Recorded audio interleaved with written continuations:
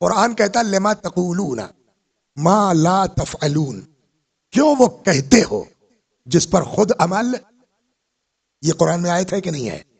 کیوں وہ کہتے ہو جس پر خود عمل بولیے نہیں کرتے ہو؟ اللہ کے نزدیک بہت بڑی بات ہے کہ آدمی وہ کہے جس پر خود عمل۔ اب ہم لاکھ یہاں سے تبلیغ کریں، ہماری زبان میں اثر نہیں ہوگا اس وقت تک جب تک ہم خود اس کے اوپر عمل نہ کرتے ہو۔ بڑا مشہور قصہ ہے صلوات بر محمد و آل محمد، بہت مزیدار ہے۔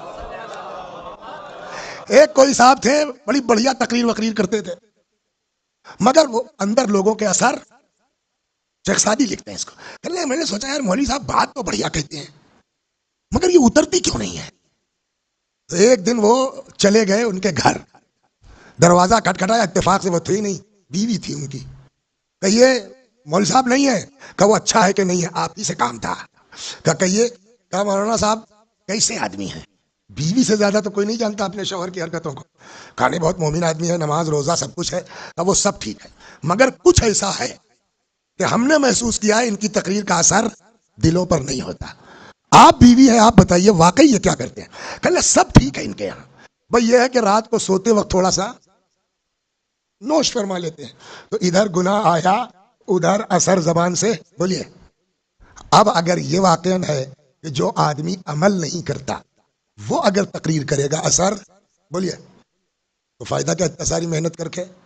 کون آدمی ایسا ہے جس کے لیے گارنٹی ہو 100% کی عمل؟ میں نہیں کہتا کہ معصومین کے علاوہ نہیں ہے کوئی، ایک سے ایک ہمارے بزرگ ہیں، اور اگر وقت ملا تو میں آپ کو ایک آدھ کے قصے سناؤں گا، لیکن جنرلی ہم لوگوں کو اگر دیکھا جائے تو معصوم تو نہیں ہے نا، کچھ نہ کچھ تو گڑبڑ ہے۔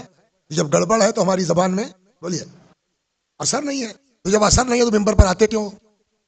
تو اس کا مطلب اترو، تعطیل بند۔ تو اس کا کیا ہوگا پھر؟ وَأْمُرْ بِالْمَعْرُوفِ وَانْهَ عَنِ الْمُنْكَرِ، لوگوں کو نیکیوں کا حکم دو، برائیوں سے بچاؤ۔ ایک روایت کہتی ہے کہ امر بالمعروف اور نہی عن المنکر سبیل الانبیاء، یہ انبیاء کا راستہ ہے، ہم لوگوں کو کرنا چاہیے، مگر شرط وہی ہے کہ خود اس پر عمل کرو۔ ہماری آپ کے کیا ہوگا؟ وہ سنا ہے نہیں سنا ہے؟ ایک دن ایک صاحب آئے امیر المومنین سلام اللہ علیہ کے پاس اپنا بچہ لے کے۔ کیا نام ہے آپ کا؟ حسین بھائی کو لے کے آگئے، ان کے ابا شہد زیادہ کھاتے ہو نا، ہاں دیکھیے، تو ان کو لے کے آگئے مولا کے پاس، حسین بھائی کو، یا امیر المومنین یہ بچہ میرا شہد بہت کھاتا ہے، حالانکہ قرآن کہتا فیہ شفاء للناس، شہد میں شفا ہے، لیکن کسی چیز کی بھی زیادتی اچھی تھوڑی ہوگی، اور وہ کچھ زیادہ ہی کھانے لگا۔ امام کے پاس آیا، امام نے کہا لے جاؤ کل لے آنا۔ وہ دوسرے دن آیا تو امام نے کہا بیٹا مت کھایا کرو، زیادہ جو ہے وہ نقصان کر سکتی ہے۔ تو اس نے کہا اتنا ہی کہنا تھا تو کل کیوں نہیں کہہ دیا آپ نے؟ حضرت نے فرمایا کل میں نے خود کھا رکھی تھی۔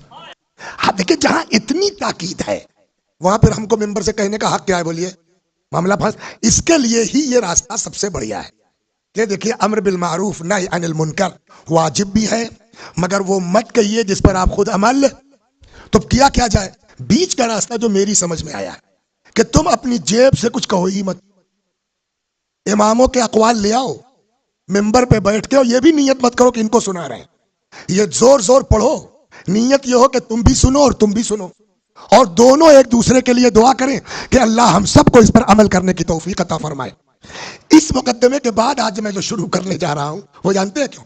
رجب کے مہینے کی فضیلت بہت ہے، اور آج پہلی رجب ہے، اور جب رجب کے فضائل پڑھیے گا تو اس میں روزے کی بڑی تاکید ہے۔ ہم نے خود ہی نہیں رکھا آج، ہم کو حق ہے پڑھنے کا، کہ نیت وہی ہے، تم حدیثیں سناؤ اپنے لیے بھی ان کے لیے بھی، ہو سکتا ہے کسی پر اثر ہو جائے تو کمیشن تم کو بھی مل جائے گا، جس کو ثواب کہتے ہیں۔ صلوات پر محمد